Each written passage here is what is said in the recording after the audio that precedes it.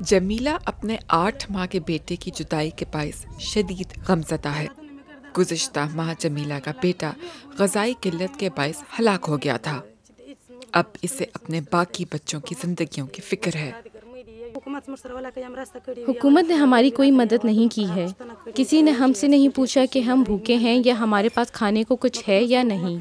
اگر ہماری مدد نہ کی گئی تو مجھے ڈر ہے کہ کہیں بھوک سے میرے باقی بچے ہلاک نہ ہو جائیں۔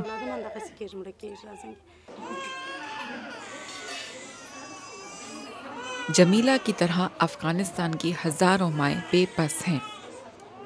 قندھار کے میر وائز ہسپتال میں گزشتہ 6 ماہ میں 1100 بچوں کو غذائی قلت کے باعث علاج کے لیے داخل کیا گیا ہے۔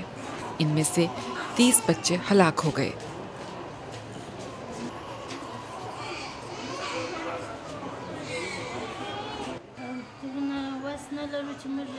میں اپنے بچے کو اپنا دودھ نہیں پلا پائی۔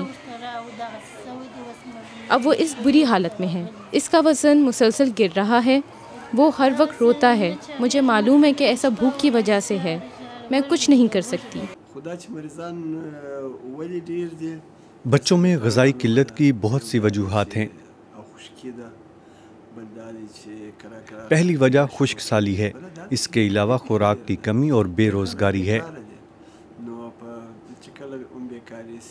جب نوکریاں نہیں ہوگی، خشک سالی اور غربت ہوگی تو شدید غذائی قلت کے مریضوں میں اضافہ ہوگا۔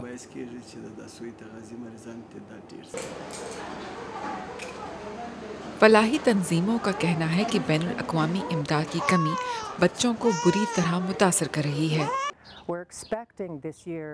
اس سال 5 سال سے کم عمر کے 11 لاکھ افغان بچے شدید غذائی قلت کا شکار ہو سکتے ہیں۔ یہ اعداد و شمار ملک بھر میں کیے گئے جائزے سے حاصل ہوئے ہیں۔ یوکرین میں جاری جنگ کے باعث عالمی سطح پر کھانے پینے کی اشیاء کی قیمتیں بڑھ گئی ہیں۔ اس صورتحال نے افغانستان جیسے غریب ملک کے لیے مزید مشکلات پیدا کر دی ہیں۔